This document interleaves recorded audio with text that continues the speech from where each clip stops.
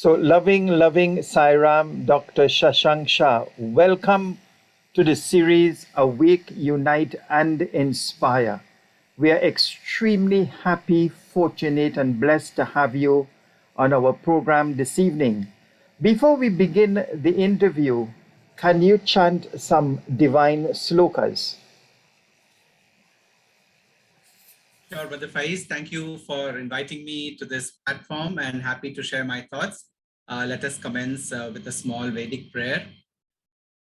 Om Gananaam Tva Ganapati Gum Havamahe Kavim Kavinam Upamashravastamam Jeshtarajam Brahmanam Brahmanaspata Ana Shunvan Note Besi Dasadanam Prano Devi Saraswati Vaje Bhir Vajini Dhinam Vitriyavatu Ganeshaya Namaha Saraswatyai Namaha Shri Gurubhyo Namaha Harihi Om Om Tachayyoravrinimhe Gatum Yajnaya Gatum Yajnapataye Daive Swastirastunaha Swastirmanushebhyaha Urdvam Jigatu Bheshajam Shanno Astu Dipade Shanchatushpade Om Shanti Shanti Shanti.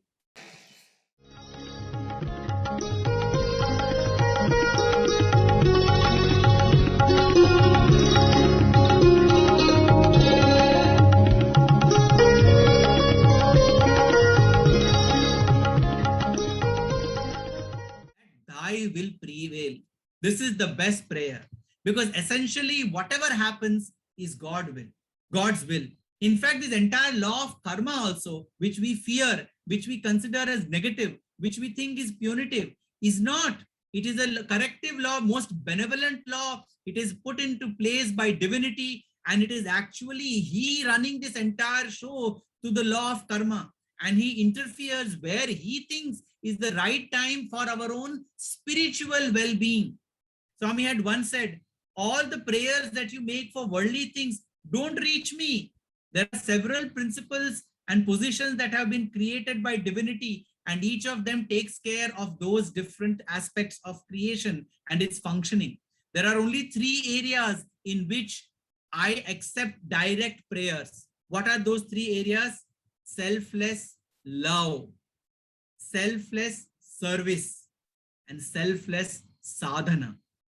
If you have any prayers in these three areas, these three directly come under my jurisdiction. If we look at it with a little bit of a micro lens, we'll realize Swami is talking about the path of action, the path of devotion, and the path of knowledge, karma, bhakti, and jnana. On these three paths, he is the direct guide and guardian. For anything else, he's left it to the law of karma, and he will, because that is his own doing, his own will, and it will fructify. And that is what he said, love my uncertainty.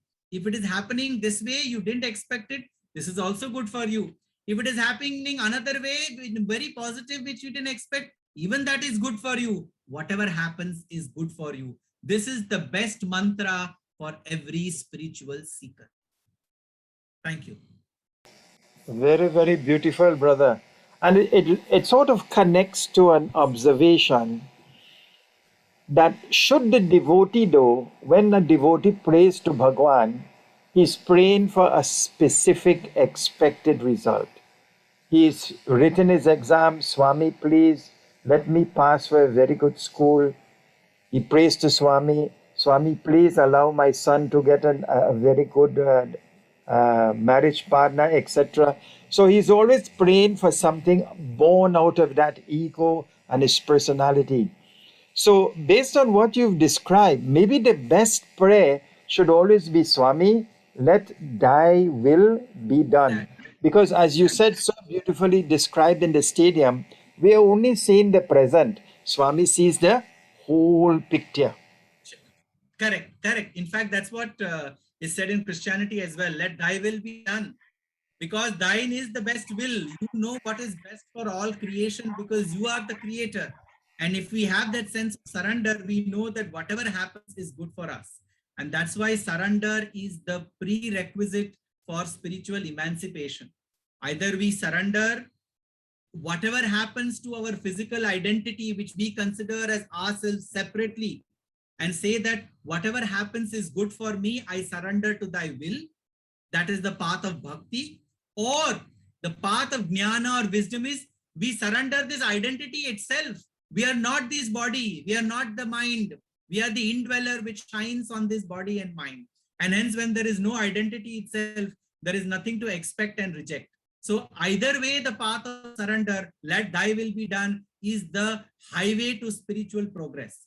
This bartering of I want this, I want that, my son's marriage, my daughter's alliance, my grandson's education, my post-retirement, all of these are like transactions. Swami had said in 1991 summer course, you are doing all these deals with God, thinking that he is a shareholding partner with you.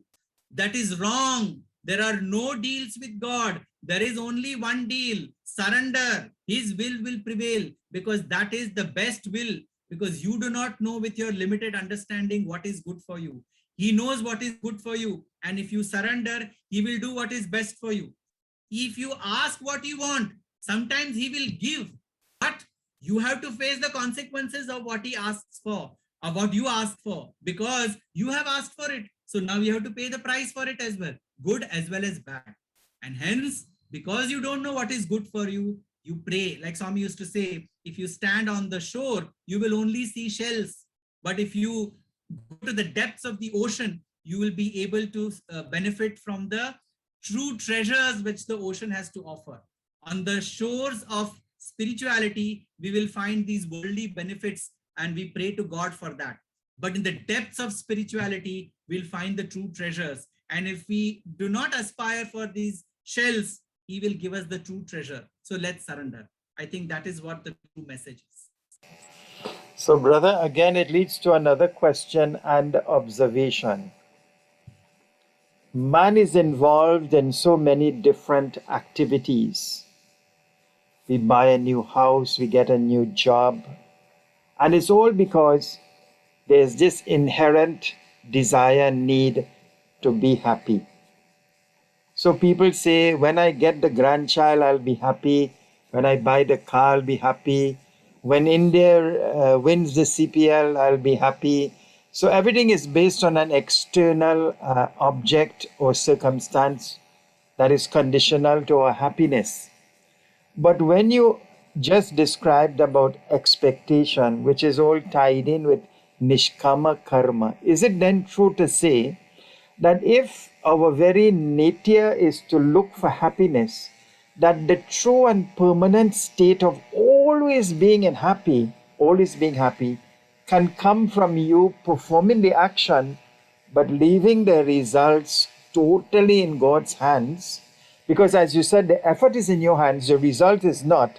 So if I perform action in this nishkarmic way, can I always then be happy? Yes. So I think nishkama karma or selfless actions is the first step. It is what the essence of karma yoga. Why is normal karma becoming karma yoga? Is because normal karma is action reaction. You indulge in something with the desire for its results. You indulge in it with a sense of doership, and hence you also benefit or suffer from the sense of receiving it, because I have done it, so I have to get it. So the karma will give its fruits to you.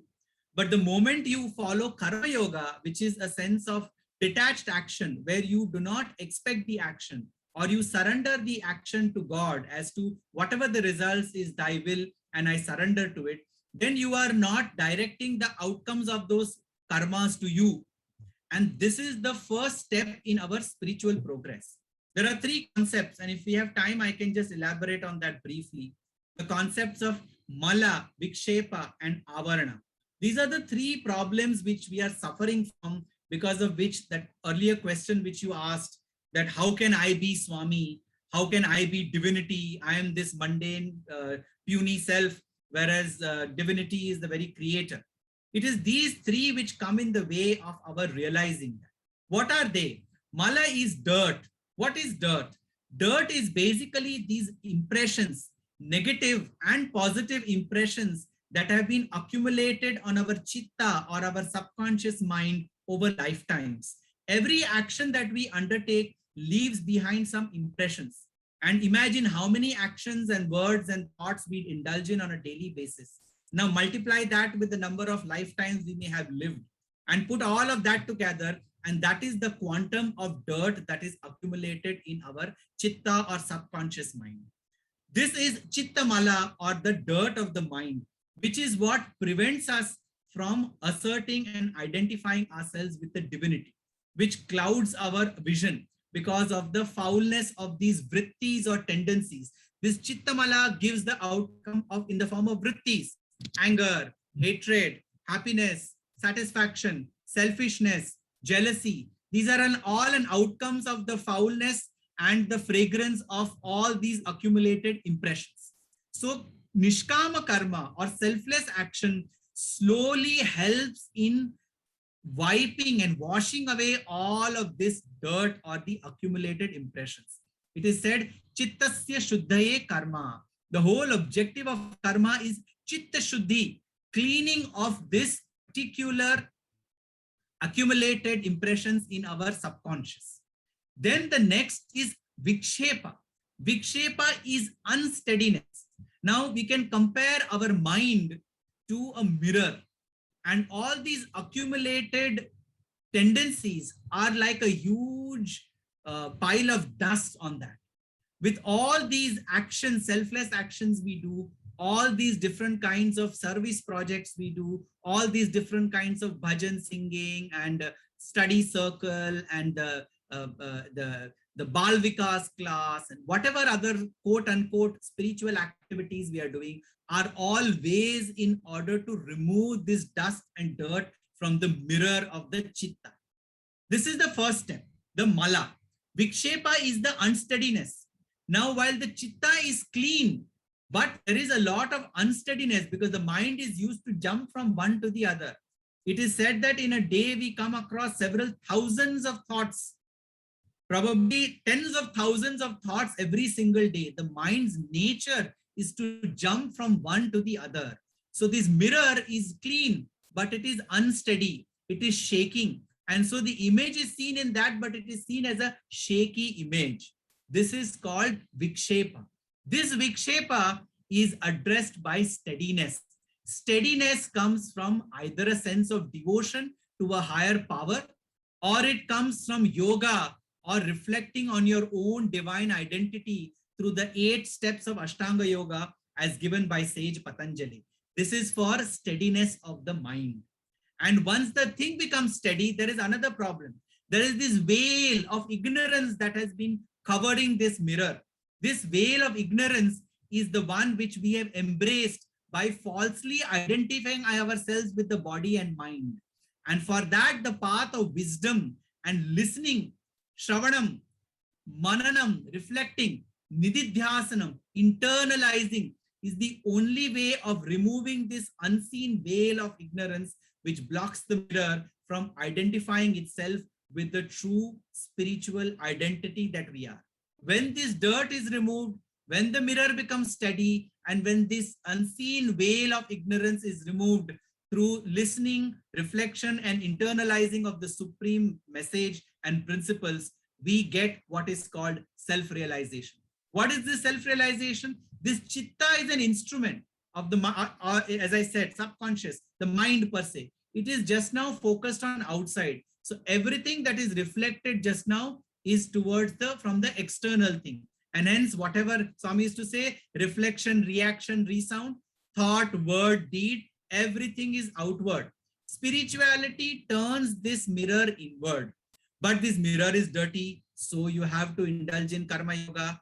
This mirror is unsteady, so you have to indulge in bhakti yoga or ashtanga yoga. And this mirror has this unseen veil of ignorance, so you have to indulge in jnana yoga. Through all of this, when this mirror becomes a perfect instrument, what happens? It has turned inside, it has removed the dirt, it has become steady, and the unseen veil of ignorance is removed. And what happens is the soul, which is lighting up this mirror, is reflected in the mirror, and that light shines That is what is self-realization. It is only the turning of this mirror from outside to inside and making it a fit instrument to reflect the light of the soul. When the light of the soul reflects in this mirror of the mind, you realize that you are verily divine. This is self-realization. The self does not realize itself. The mind, which is deluded in considering itself with everything to the outside world and is an unfit instrument to understand that it is divinity within, the mind is getting self-realized. The mind is seeing the self in its true identity and is becoming one with the self. That is self-realization. So I think I covered several aspects of the questions in this. Why Swami said, I and you are one. What is true self-realization? Where is divinity inside us? And how can we attain that divinity? Now you see all the jigsaw puzzle will come into place. Everything Swami said with respect to Karma Yoga is to make Chitta Shuddhi. Everything he said with focus to God and accepting as God's will is for steadiness.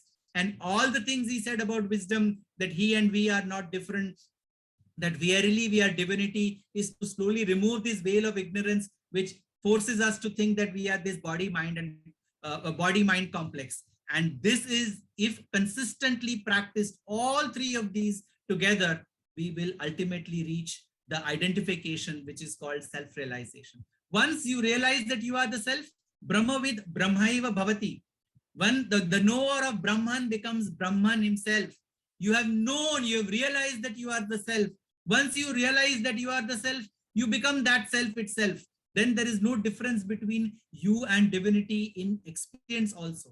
Just now also there is no difference between you and divinity. You have covered yourself with this Mala Vikshepa and Avarana, and that's why you're not able to realize that you are divinity. When these three are removed, in experience also you will realize that there is no difference between you and divinity. You are verily divinity. And that's why Swami is to address us as Prema Swarupa, the embodiment of supreme love, Divyatma Swarupa, the very embodiment of supreme divinity. This is the highest message that Swami has been giving, but we trivialize it, as you said, in asking for marriage alliances, job promotions, and retirement benefits.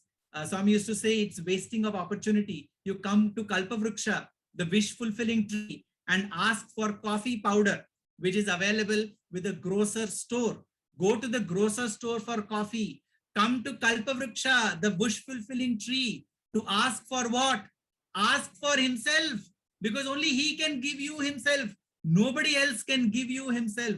The avatar has the supreme priority and authority to confer the highest. What may take several lifetimes, the avatar can give you in the snap of a finger.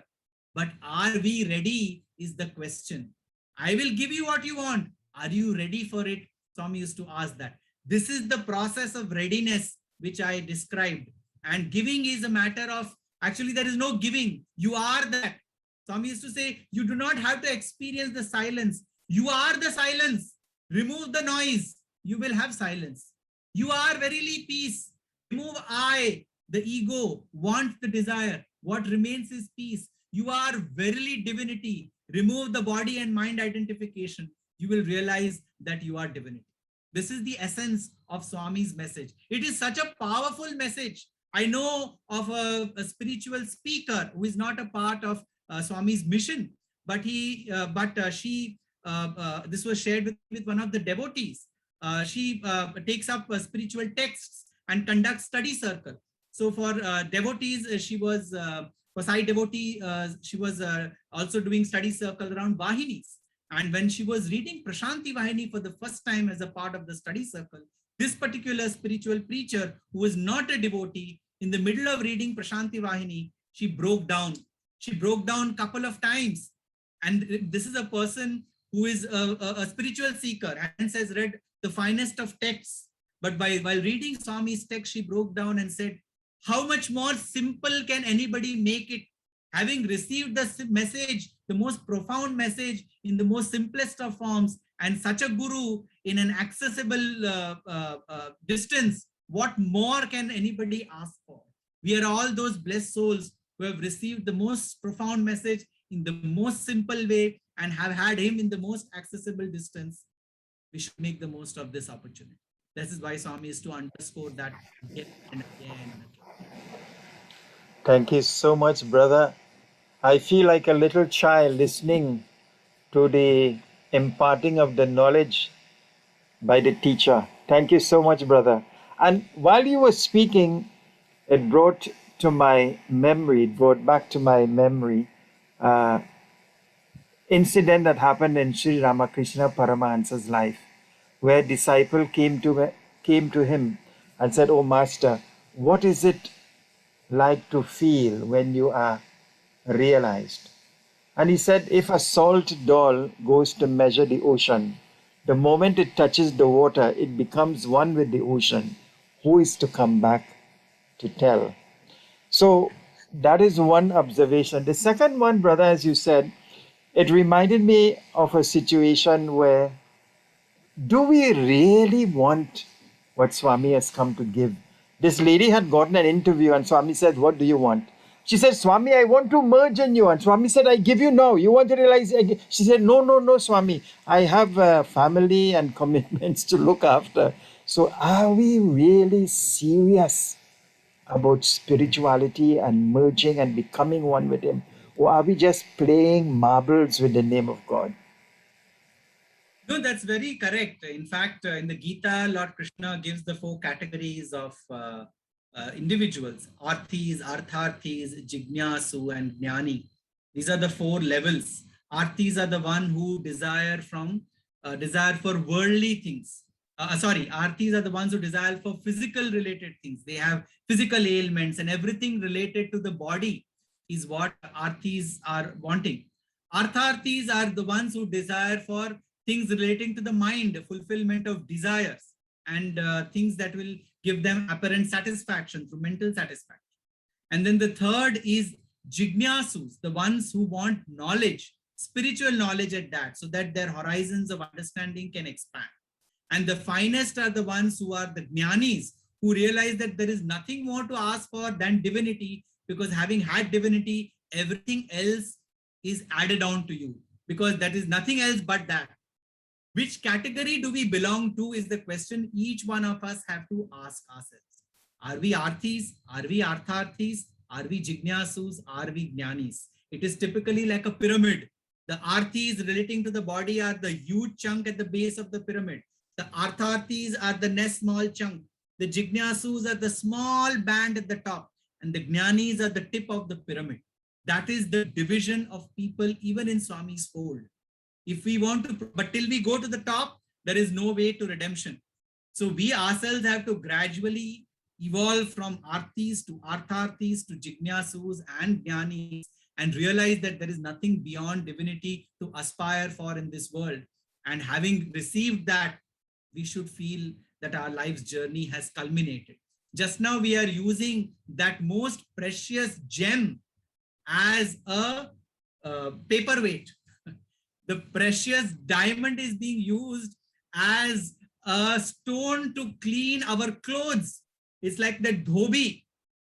That dhobi realized, got a very precious stone. There's a story, as a Chinna Katha. It is also shared by Sri Ramakrishna. It's a popular story since the ancient times.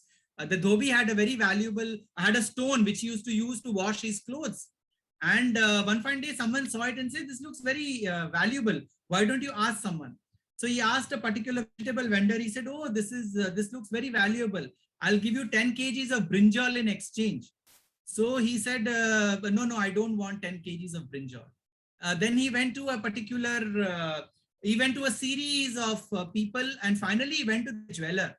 And the jeweler said, "Oh, this is extremely valuable. I will give you these many millions of rupees for this particular jewel." And this person realized that this most precious multi-million-dollar jewel, he had all this while been using to wash clothes and make them clean. That is exactly the jewel of divinity. And then what he did, he put that jewel in his safe with multiple doors so that nobody can access it.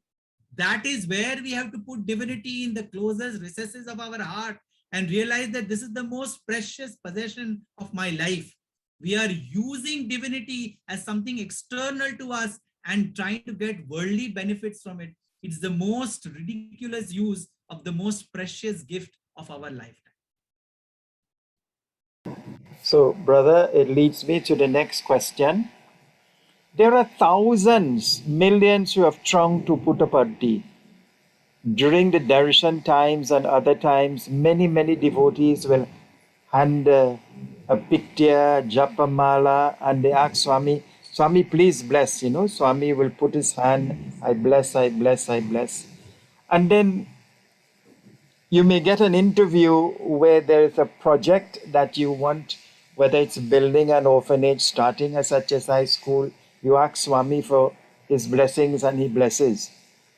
But when it comes to blessing, he blesses almost everything. But when it comes to approval, it's a totally different way that he handles it. So can you share a little bit, what is the difference between Swami blessing something and Swami approving of something? The difference between blessings and approval. Yes, so there are two sides to this. I'll try and cover both of them. In one way, I would say it is typically in the cosmic scheme of things, which is called Paramarthika. At the highest level, I would say it is a play of words, because everything is the same in his scheme of things. There is this poem which Swami would used to say very many times in his discourses. To those who say yes, he is yes. To those who say no, he is no. Yes or no come from others' mouth and minds, but he always remains yes, yes, yes. And then Swami would say S, S, S. What is that? Shri Satya Sai. So Swami continued in that particular discourse. I'm sourcing this poem from. It was the Ugadi day, New Year's Day in 1995. Swami said, for God, there is no yes and no no. These are echoes of your own feelings. That's why Swami would say everything is a reflection, reaction, and resound of your thought, word, and deed. On another occasion, Swami had said, God's grace is like the cosmic wind. It is always present. The one who makes the efforts to raise his sails benefits from the wind. Similarly, the one who makes the efforts to progress in one's journey benefits from God's grace. To say that God blesses something and does not bless something is like saying that God is a partial entity who takes sides. In the paramarthic or the cosmic scheme of things, where is there a side for him to take when all the sides are in him? Everything is in him. Everything belongs to him. The good and bad belong to him. As Krishna had told Arjuna on the battlefield, he is in Bhishma, he is in Duryodhana, he is in Shakuni, he is in Arjuna, he is in Yudhishthira, he is in every single soldier on the battlefield. So in the cosmic scheme of things, he is in everybody and he is acting through everybody. That is that I, the Atma, which is the one which is reflecting forth through these varied bodies and minds. The same blue light between the 9th and 12th vertebrae, which is verily the reflection of the supreme divinity as given in the Gita. This is at the cosmic level, which we must understand. Majority of the problems in the world today is because we do not realize this cosmic nature of things, where my right and your right become different because we are seeing it from a relative sense. Everything becomes one at the cosmic horizon, where everything is within divinity.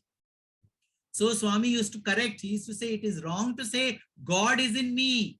The correct thing is I am in God, because God is the whole and I am a part. God is the sky and I am the reflection. God is the creator. I am the speck and the dust. In these three sentences, I covered the three approaches of Advaita, Vishishtadvaita, and the Dvaita form of Vedanta. Now, this is the cosmic side of things. And yet the same Krishna took sides. This is Vyavaharika or relative. Whose side did he take? He took the side of the Pandavas. Why did he take the side of the Pandavas? Not because he had physical relationship with them. Yes, he did. Not because he liked them. Yes, he did. But because the Pandavas were on the side of Dharma. and Krishna was siding with Dharma.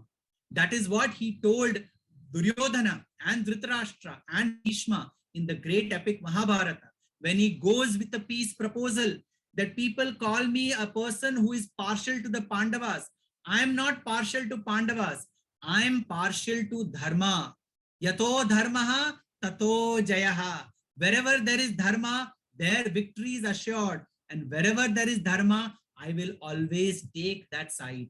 So when it comes at the relative or Vyavaharika level, Swami approving something, it is always Swami approving that which is in alignment with Dharma. Even in the Bhagavad Gita concludes with that particular shloka. Yatra Yogeshwara Krishno, Yatra Partho Dhanurdaraha, Tatra Shri Vijayo Bhotir, Dhruva Nitir Matir Mama.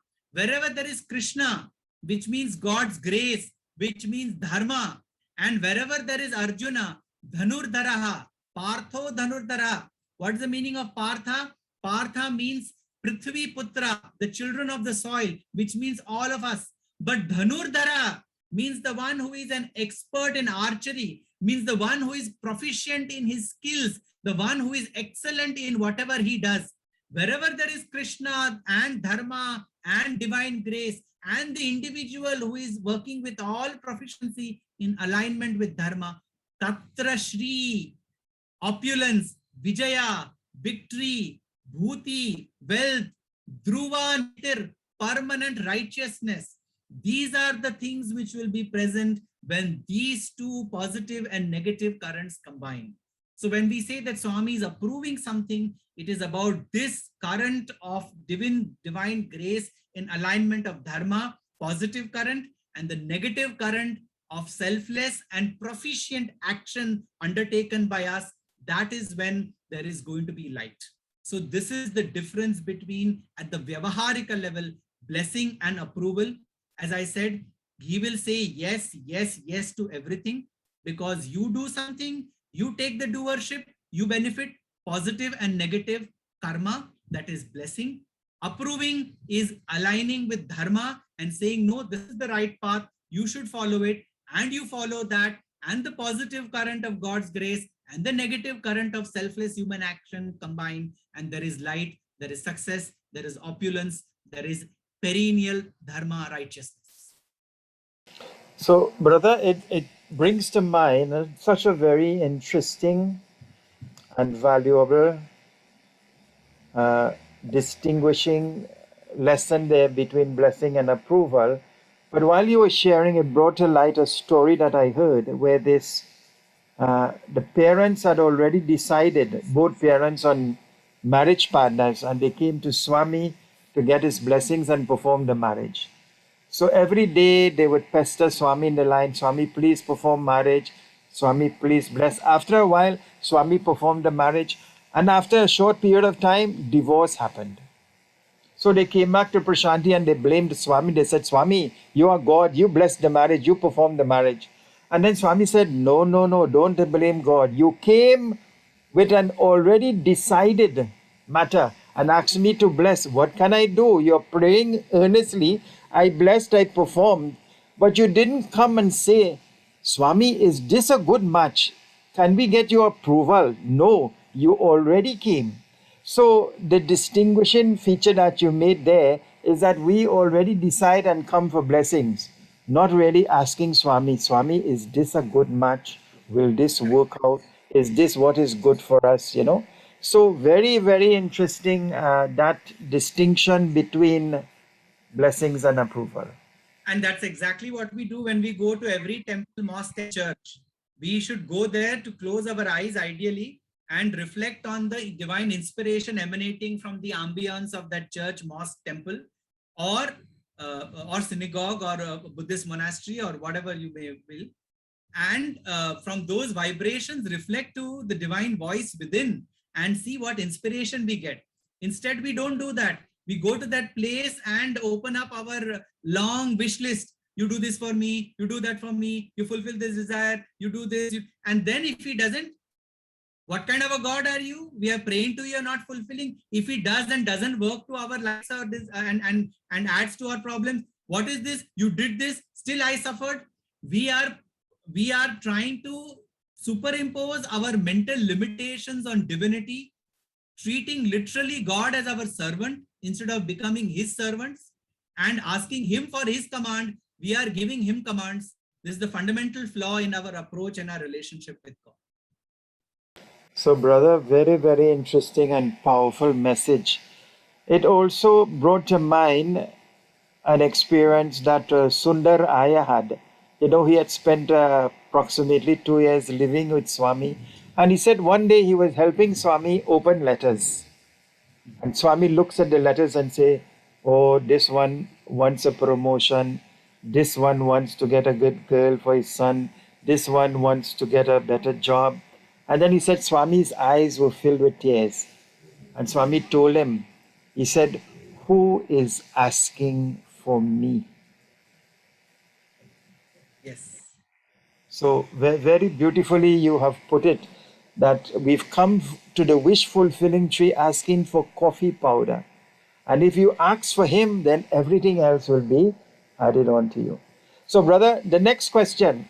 Swami says, politics without principles, education without character, business without morality, science without humanity is not only useless, but positively dangerous. But I want to pull out the third sentence in that: business without morality is not only useless, but positively dangerous. So, brother, we are Sai Bhaktas, we are Sai believers. We live in a world where there is so much of fraud, there's so much of deception, especially in business. People do so many adharmic things. You know, how does that devotee who wants to do the right and dharmic thing within an infrastructure and an atmosphere that is totally not conducive to that? So can you share a little bit about this particular statement, business without morality, and how we should navigate and practice this in our daily lives? So the answer to this goes back to the very four purusharthas, or the goals of human life. Swami had spoken about them several occasions. In fact, he used to use his four fingers. You say, what are the four goals of human life? Dharma, Artha, Kama, Moksha. Righteous living, fulfillment of earning of wealth, fulfillment of desires, and attainment of liberation. Then he was again put up and he said, but these are not independent. You have to combine them. And then he used to combine his two fingers like that. And then he will say, dharma has to be combined with artha, and you should have desire for liberation.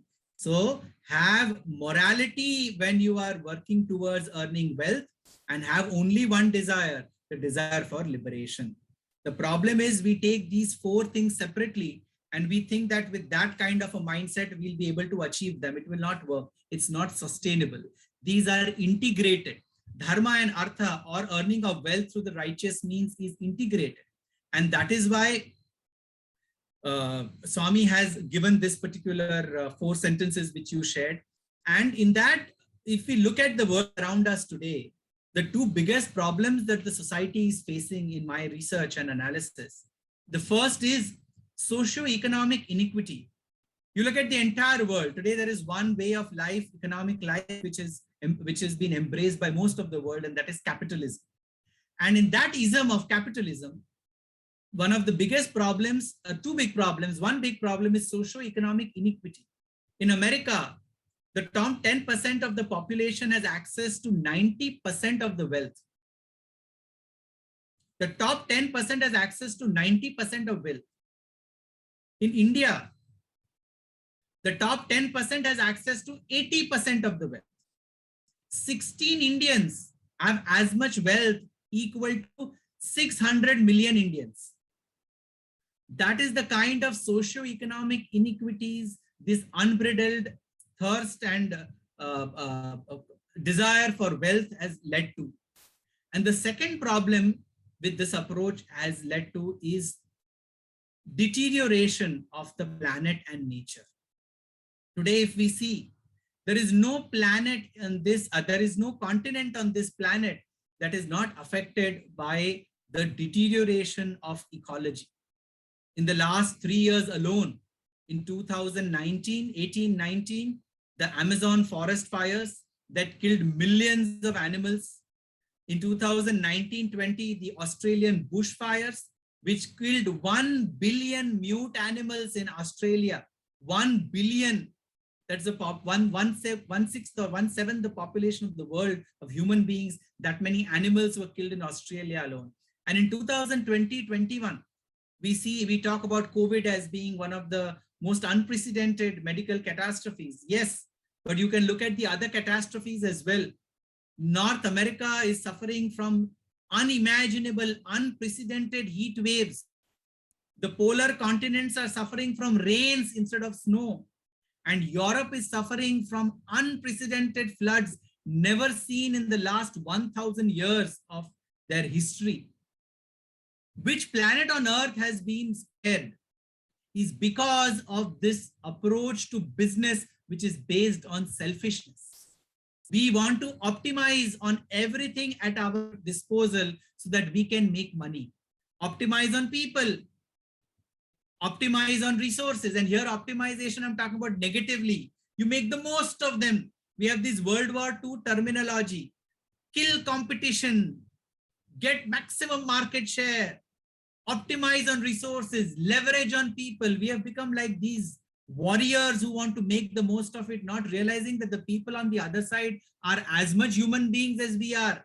And this nature which we are exploiting is actually our home. If you cut the trunk on the branch of the tree which you are sitting, nothing will be left. The way of business that we are indulging in currently is this kind of business. Morality or ethicality or the values which should be the core, the dharma of earning artha, are not being given priority. And that is why Swami always underscored the need for integrating human values in business. That is what distinguishes him. For example, the Man Management book, which is a compilation of the discourses he has given to his students of the MBA program at his university, provide a lot of insights. And I would encourage all your viewers and listeners to make the most of that book. It's available in the Prashant Pilim bookstore. There's almost 36 discourses that Swami had given over 20 years, which cover every aspect of management and business and how it should be done. And a unique definition of manager that Swami gave. I won't go into the details, but I'll expand on the acronym of the word manager which Swami gave. M stands for mind of man. A stands for awareness of Atma. N stands for nature of nations. A stands for aspects of environment. G stands for guidelines for goodness. E stands for inquiry into ethos. And R stands for role of rules. When a manager, a business manager, indulges in business following these 7 principles, he'll be able to integrate morality into business. I think this is the way business can be inclusive and sustainable. In the 21st century that we are in, if business is not done the right way, there will be nothing left for the 22nd century, because the way the humanity is facing crisis and the way the planet is facing crisis, we will have neither humanity nor crisis in the next 80 years. So the alarm bells are ringing that both in our civic and in our nature related approaches, we need to be doing things in a far more evolved fashion. And Swami's message, which has been given over the last 50 years, is most timely. Thank you very much, brother. I want to go back to one of the previous questions to ask now. And you have been under the watchful eye of Mother Sai physically for a number of years in Prasanthi Nilayam. You've studied so many of his divine discourses, and you've had your own personal transformation at his lotus feet. Can you share with us some of that personal transformation in the form of life lessons learned at his divine lotus feet? Yes, so I think in my case, it has not been, so typically transformation is before and after. Before coming to Swami and after having Swami or your Guru in your life. In my case, it was not, there was no before, at least in this lifetime. I was born into his fold. And so there has always been Swami who has been a part of my life and his message and his presence has been very integral to my existence in this birth. And so I would say that kind of before and after I cannot share, but I can definitely say that the transformation has been in a way that his teachings have verily been the anchor of my life.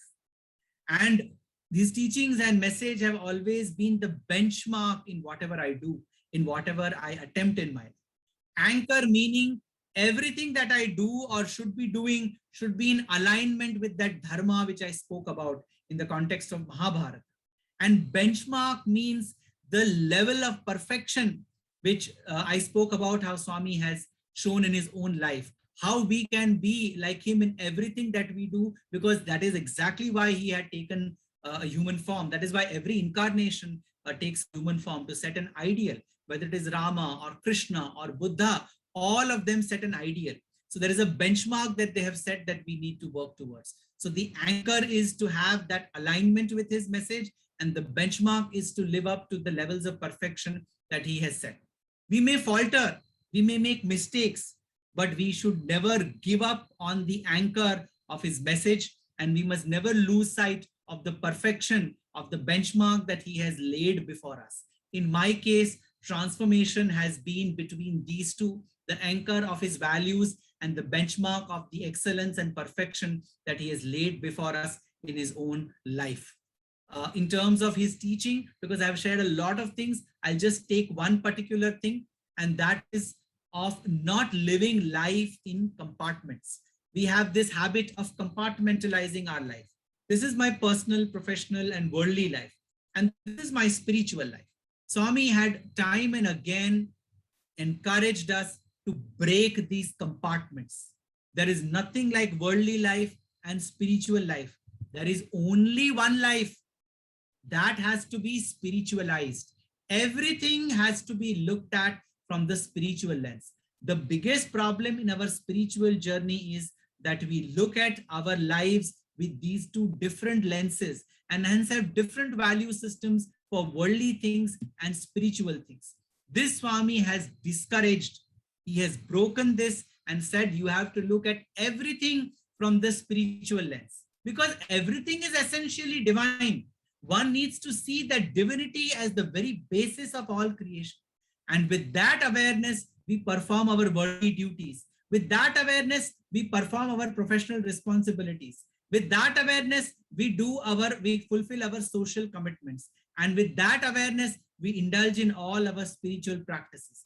That should be our inspiration. And we spiritualize everything that we do, then there is nothing to be done separately, because every act, every work becomes worship. Every worship is done to that supreme principle who is in everybody. And that becomes the very wisdom, that divinity is the very undercurrent of everything in this creation. This, I think, has been the most transformative, transforming, and most important insight that I have gained from Swami's message. And this is the consistent effort I attempt to put in to transform work into worship and worship into wisdom, and integrate the paths of karma, bhakti, and jnana with the realization that we should spiritualize everything, because spirituality is inherently the power that lights up this inert world. Thank you very much, Yes, brother, for by sharing. spirituality, I meant divinity. Divinity is verily the power that lights up this entire world. And hence, when we see everything with that lens, the word spiritual itself, you have to parse it. Spirit, which means soul, which means your identification as soul, and you're seeing that soul being the basis of every other thing that you see. When you are in the spiritual realm, you cannot have distinctions of body and mind, of dark and white, of American, of Russian, of Chinese, of Indian, of being rich or poor, of being great or average. These are all distinctions of the body and mind. Spiritual distinctions, spirituality does not give value to these distinctions, because it sees the power behind that which is lighting up these distinctions. That is divinity. So that is the transformative experience in my life, to see with everything with that spiritual lens, to look at divinity as the basis of everything, And yet there are distinctions. There is a tiger that I don't need to embrace. There is a wolf that I have to be aware of. There is a wicked person whom I need to be distanced from. But these are vrittis or tendencies that are covering the divine nature. They are inherently divine, but the negative tendencies are covering the divine nature. So keep away from people with negative tendencies, but hate nobody, because divinity is the very light which is even shining on those negative tendencies. This is the true spiritual message of Swami. That love all, serve all. Because you are loving divinity in all, you are serving divinity in all. That all is not the body mind, that all is divinity which is shining through those body minds. That is the exalted principle and message of love all and serve all that Swami has given. Thank you. Thank you so much, brother. It brought to mind a beautiful statement that Swami made as well, where he said, man has to be unmade and remade, with his ego destroyed and replaced by a transcendent consciousness. So it embodies what you were saying, that we have to move beyond the name and the form and the prejudices of caste or creed or religion, and see really the spirit that is underlying in the whole of creation. So, brother, when we look around in the society today, we cannot help but notice apparent chaos, confusion, misery, wars, famines, hurricanes, disasters. There's discord in the family circle. Nations are at war with each other. There's fraud and so much of confusion too in business. There's greed that is directing man's, as you said, man's identification with progress. Now we have the pandemic virus that has swept across the entire world, bringing so much of poverty and pain and suffering and death. So, from your perspective, what can each and every individual do in the light of what is happening? What can each one of us do to contribute to making our village, our family, our nations, and by extension, the world into a better place, a more value-oriented place, a more loving earth? Yes, so there are two solutions to this. One solution which I would share is what is the motto of Sri Sathya Sai Seva organizations in India, at least in the 90th birthday. They had embraced this particular motto, transforming self to transform the world. We always think that we need to transform the world as an external identity. And hence we go around changing people, transforming them and saying, this is good, this is not good, this is the way you should do this. But actually, if we transform ourselves, automatically we will be able to see the undercurrents which are forcing the world to work in the way it is. It was Swami Vivekananda who had once said that it is only the ignorant man who finds faults in creation. The wise one realizes the creation is in perfect balance. Everything is happening in its perfect way, though you think that it is not happening perfectly, that there is chaos, that there are distinctions, that there are divisions, that there are iniquities. In the cosmic scheme of things, everything is happening in the perfect balance, and the ant is also moving towards the supreme Paramatma. However, at the relative level, at the individual level, in order to get that cosmic understanding, we have to focus on our individual transformation. If we can transform ourselves based on the message of the master, we will be able to play a very important role in transforming the world, because the world is a summation of all of us individual entities. All of us, 800 crore, 8 billion of us make the world. If every individual focuses on transforming herself or himself, automatically the world will be a better place. And you may say, I cannot change 800 crore people. Okay, change yourself. There will be one lesser rascal to address, and there will be lesser trouble for the world, at least from you. That is the agenda which Swami has. For as many people who focus on their well-being and transformation, that much the world can become a better place. At a cosmic level, at a macro level, the solution at a society level, the solution Swami has given is threefold. Daiva Priti, Papa Bhiti, Sanghaniti. Love for God. Love for God does not mean the transactional sense. I will put $100 note in the temple hundi and I will have my wish fulfilled. No, that's the most cheap way of thinking about God. Love for God means love for his message, practicing what he has given us as his message and living your life in alignment with his message. That is love for God. Second, fear of sin. What is fear of sin? What is sin? This is the biggest misunderstanding. Swami has given the definition. Paropakaraya punyaya papaya parapidanam. To help others is merit. To harm others is sin. And then he would go one step further and say, who is this para? Para is not the other individual. Para is Paramatma, the God residing in that individual. So when you hurt the God residing in that individual, you are committing sin. So fear of sin means realizing that there is divinity in all. And just as I am very careful about the divinity in myself and don't want myself to be hurt or harmed, similarly, the other case, this is the fundamental principle of Jainism, one of the world religions, which talks about the principle of non-violence. You don't harm or hurt anybody because just like your well-being is very dear and precious to you, that being's well-being is as much precious to him or her or it. And hence by harming or hurting or killing them, you're coming in their way of well-being.